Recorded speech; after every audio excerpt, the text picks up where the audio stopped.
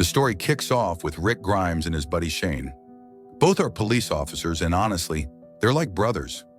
Rick's married to a woman named Lori, and they have a son named Carl. One day, Rick and Shane are just chilling and talking when they get a call. There's a gang on the loose, and the cops are trying to take them down. So they jump into their car and speed off to the location. They throw out spike strips across the road, set a trap, and wait. A few moments later, boom! The criminal's car shows up, hits the spikes, and flips over. All hell breaks loose. Gunfire everywhere. Most of the gang dies, but suddenly one of them pops out and shoots Rick. The shot almost kills him. Shane completely freaks out and immediately calls for an ambulance. Rick gets rushed to the hospital. He falls into a deep coma. During the coma, Rick wakes up for a moment and sees Shane visiting him with flowers. But sadly, he passes out again. Later, Rick finally wakes up for real. But something's wrong. The flowers Shane had brought, they're dead, completely withered. Rick tries to get up, but he's so weak he falls to the ground. Still, he manages to pull himself up and stumbles out of his hospital room. What he finds? Total chaos. The whole hospital's dead silent. All the machines are turned off. Not a single person around. The place looks like a war zone. Rick keeps walking down the hall, and that's when he sees it. A dead body, half-eaten. Terrified, he tries to get away, but then he notices bullet holes and blood all over the walls. Then he spots a door with a warning painted on it. Don't open, dead inside. And through the cracks, creepy zombie hands are reaching out. Rick panics and bolts out of there, running out of the hospital.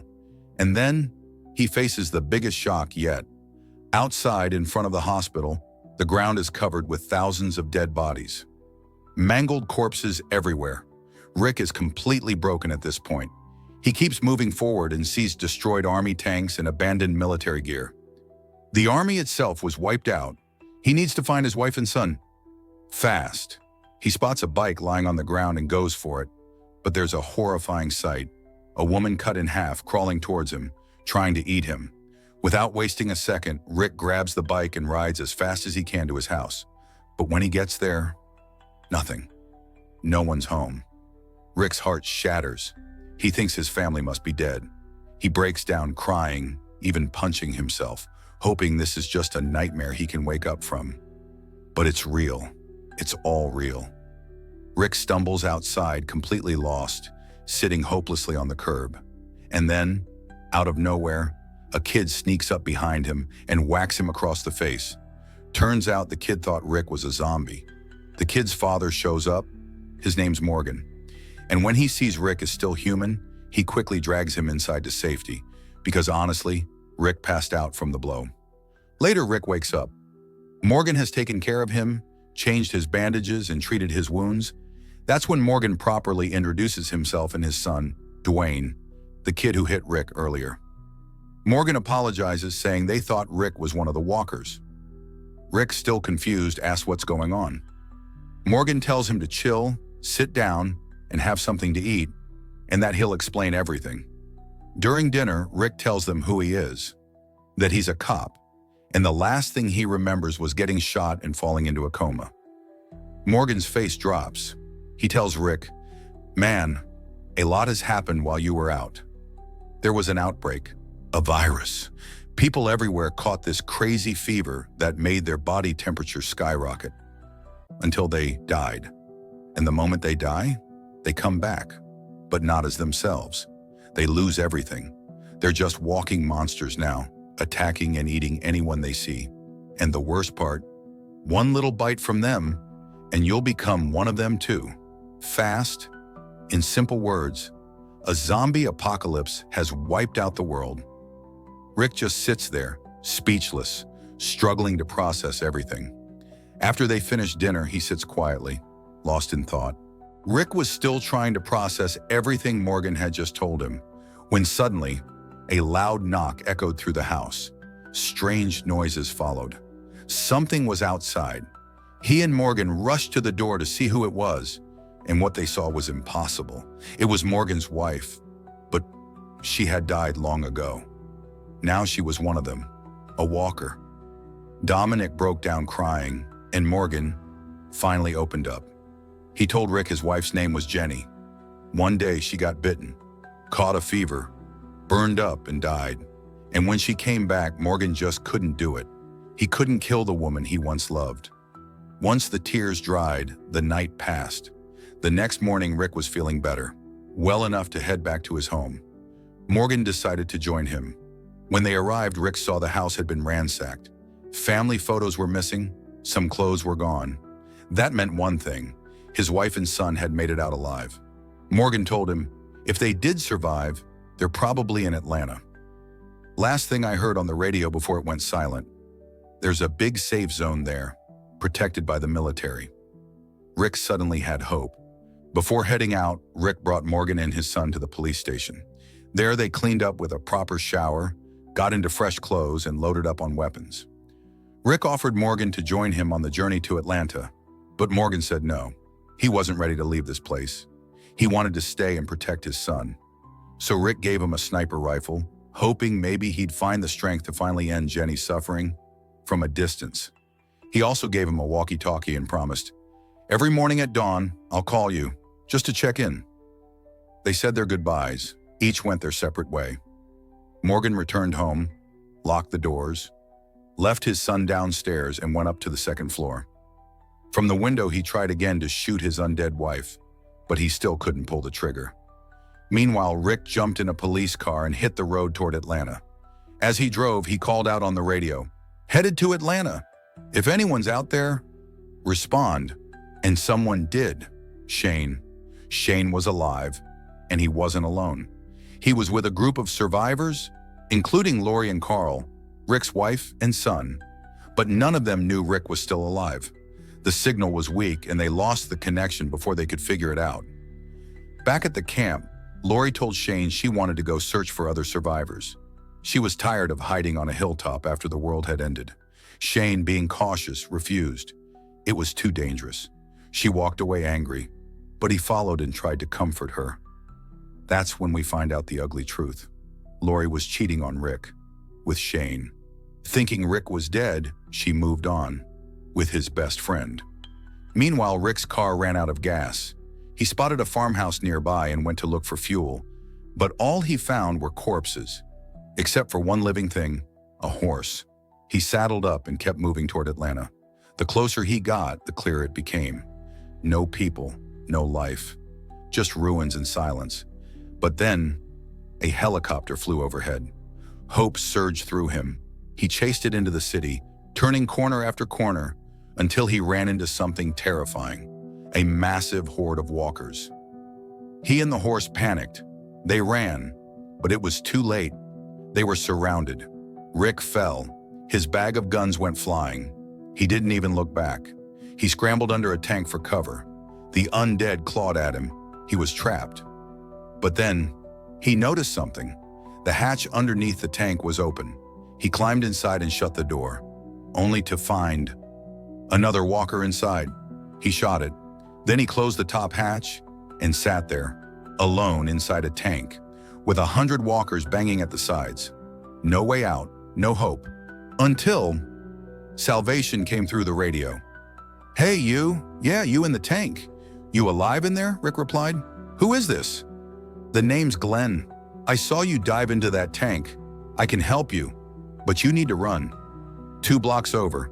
Meet me at the building across the street." Rick gathered his courage, kicked open the hatch, and ran. He fought his way through the crowd of undead, slashing, shooting, until finally, he met Glenn. Together, they climbed the fire escape of a nearby building. The walkers were swarming below. Once they made it to safety, Glenn led Rick across the rooftops and down into a safer part of the city, where they met the rest of Glenn's crew. But not everyone was happy to see Rick. One woman, Andrea, pointed a gun at him. "This is your fault," she screamed. Rick had no idea what was going on. Another member of the group, Morales, pulled him aside. "Your gunfire out there. You brought every walker in the city right to our doorstep. We don't have long before they break through." And just as he said that, more gunshots echoed from the rooftop above. They all rushed upstairs to find one of their own, Merle Dixon, firing wildly at the walkers below. Another guy, T-Dog, shouted at him to stop. Merle didn't like that. He turned, spat out a racial slur, and started beating T-Dog. No one could stop him until Rick stepped in, knocked him down, and cuffed him to a pipe.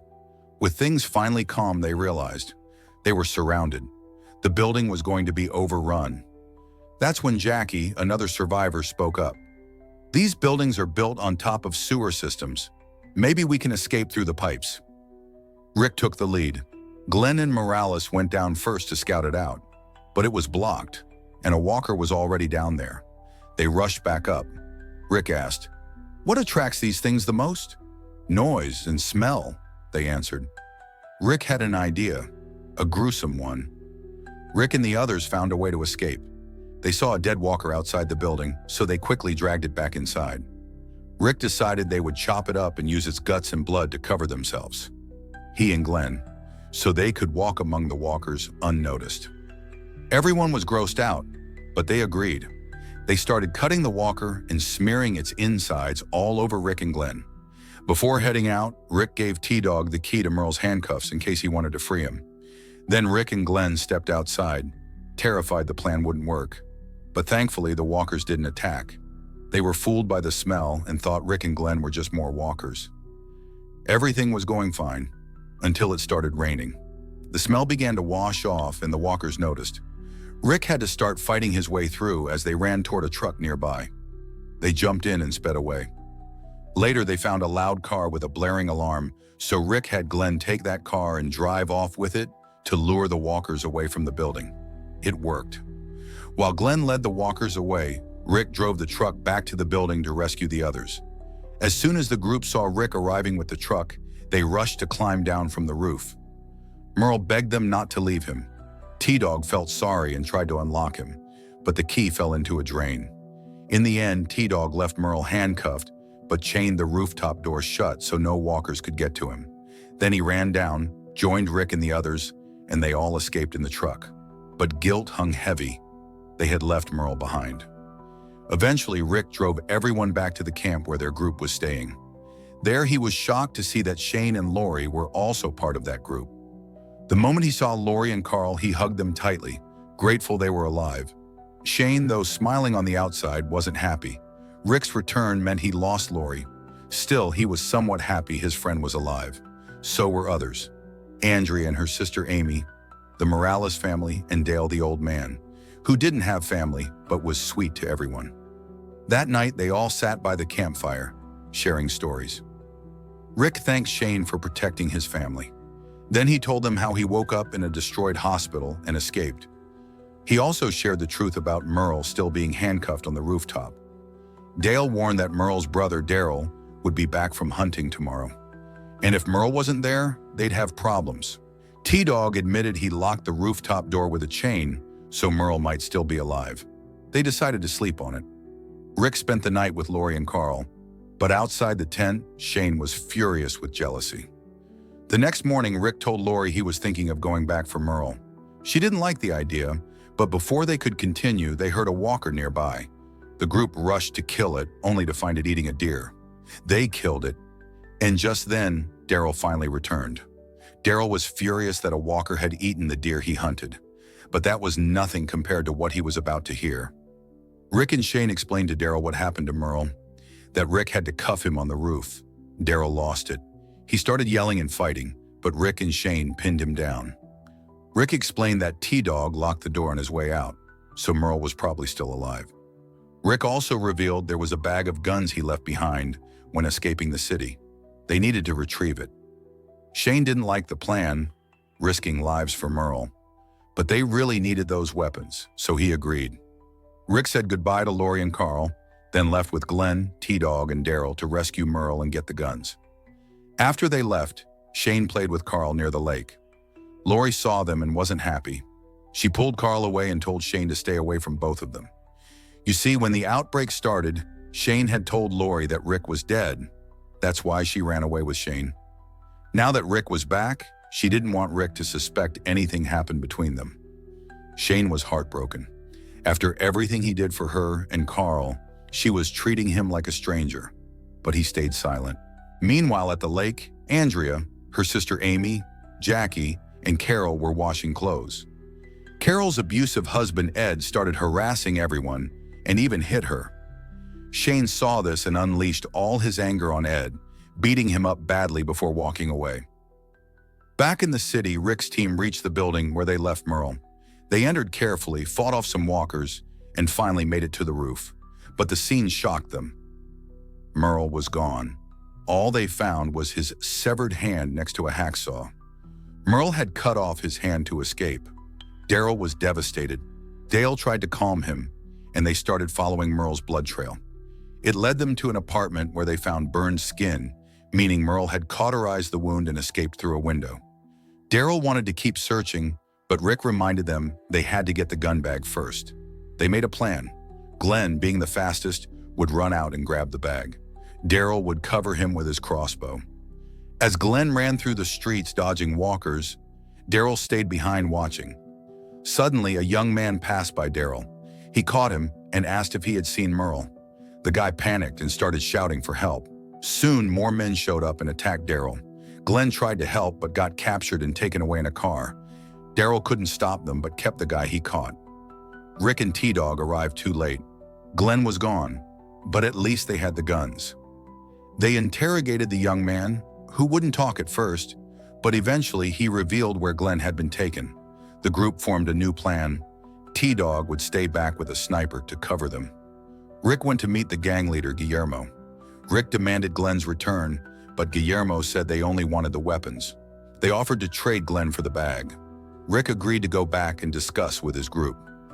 Rick returned and explained the situation. Everyone hesitated, but Rick said, "I owe Glenn my life. I'm going." T-Dog and Daryl refused to let Rick go alone. Together they armed up, brought the guns and the young man, and went back to confront Guillermo. They stormed the place. Guns raised, Guillermo's men raised theirs too. A shootout was seconds away. Just before the shootout began, an old woman suddenly walked in. She called out to Guillermo. Everyone paused, confused. Turns out the gang wasn't really a gang. They were just a group of former janitors and nurses who stayed behind to protect the elderly residents of the building, which was actually a nursing home. Rick and the others looked around and saw the sick and elderly being cared for. The tough gang image was just a way to scare off looters and protect the place. Rick was moved. Instead of taking the guns back, he gave some of them to Guillermo so they could keep protecting the people inside. In return, they freed Glenn, safe and sound. The group finally returned to the truck, but it was gone. Merle had taken it. He somehow made it back, found the truck, and drove off on his own. Now they were stuck in the city with only Glenn's car. Somehow they all squeezed in and drove back to the camp. Meanwhile, back at camp, things took a dark turn. That night, as everyone was relaxing and eating by the campfire, a group of walkers suddenly attacked. It was chaos. People screamed and scattered. Amy, Andrea's little sister, was bitten. Ed, Carol's husband, was killed. Several others were also attacked before Rick and the others arrived. Together, they fought the walkers off, but it was too late for some. Morning came with heavy grief. Amy lay dead in Andrea's arms.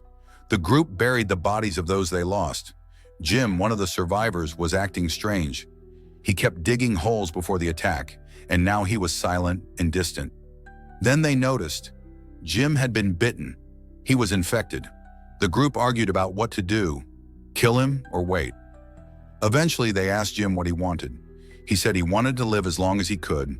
They agreed to let him stay, but the clock was ticking. Rick decided it was time to leave the camp. It was no longer safe. He remembered hearing about a CDC center in Atlanta. Maybe they had answers or even a cure. Shane disagreed. He thought it was too risky.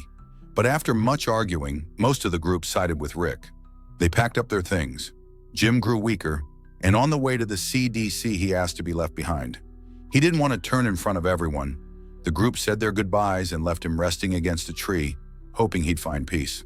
That night, Rick and his group reached the CDC gates. They saw abandoned tanks, bodies, and sleeping walkers nearby. They banged on the doors, shouting for help, but no one answered. Inside, Jenner watched them through the security cameras but didn't open the door. Rick shouted, "Please, you're our last hope. Just give us a chance." The walkers began to stir, closing in on them. Finally, Jenner opened the door. The group rushed inside. The gate sealed shut behind them with a loud thud. Jenner stood there holding a massive automatic rifle and said, "This door locks once. It won't open again." He led them down into the heart of the facility, clean, lit, and fully operational. He explained that everyone else was either dead or gone. He was the last one. He ran blood tests on the group, then realized they hadn't eaten in days. He took them to a massive dining area and fed them a feast. For a moment, there was peace. Laughter even. Everyone enjoyed the meal, except Shane. He sat alone, drowning in alcohol and bitterness. He turned to Jenner and asked, "You were the last one here. Did you find anything?" Jenner replied, "No, I found nothing." It was a heavy silence. Still, the group took warm showers and tried to enjoy the night, but Shane couldn't let go of his demons. Later, Shane approached Lori in private. He shut the door and began to speak from the heart. "You blame me for telling you Rick was dead, but I tried to save him. When the world fell apart, I went to the hospital. I tried to wake him up. I even unplugged him, but he didn't move. The machines flatlined. Gunfire was all around me. I couldn't hear his heartbeat. I thought he was gone, so I locked the door. I protected him, even in death." Then he added, "If I hadn't told you he died, you wouldn't have come with me. I did what I had to keep you and Carl safe." Lori didn't believe a word. When Shane got aggressive, she scratched his face and stormed out. At breakfast, the group was silent. They hadn't come this far just for food. They needed answers. Jenner took them to the control room and showed them a video of a brain scan. He explained, "The brain is all electrical signals, memories, identity, everything." On the screen, the first scan showed a living brain. Then the next one showed the same brain shutting down after death. And then, a tiny spark reignited in the brainstem. Movement returned, but not life. "That," Jenner said, "is the walker. It's not the person anymore. Just a shell. Just instinct." Everyone was shaken. Rick asked, "So, what's the cure?" Jenner looked down. "There is no cure. I don't even know what this virus is." Then someone noticed a countdown on the wall. "What's that timer?" they asked. Jenner went quiet. He locked the doors. He finally said, "The facility is running on backup power. When the fuel runs out, the building will self-destruct. Full decontamination. Fire. Nothing survives." Panic erupted. Daryl tried to kill Jenner on the spot. Shane and Daryl tried to break the doors, but they were sealed, blast-proof. Jenner warned, "Even if I open this door, the main exit is sealed. I'm not authorized to open it." Rick sat down beside Jenner and spoke calmly. "You're not killing us. You're just giving up. Let us try. Maybe we'll find something you didn't." Jenner looked at him for a long moment, and then opened the exit. As they ran for it, Jenner grabbed Rick's arm and whispered something shocking in his ear. Rick froze for a moment, stunned, but said nothing. They ran to the entrance, but the glass wouldn't break. Then Carol remembered the grenade Rick had taken from the tank. Rick threw it. Boom! The glass shattered. They escaped just in time. Inside, Andrea had decided to stay behind, but Dale wouldn't leave her. He sat with her until the last second, begging her to come. At the very last moment, Andrea changed her mind. They ran. Behind them, the CDC exploded. Jenner and Jackie died inside. The rest survived, barely. They got in their cars and drove off. No direction, no destination, just the will to survive. As for what Jenner whispered to Rick, I'll tell you, my friend, in the next video. Don't forget to like and subscribe. See you in the next video. Bye-bye.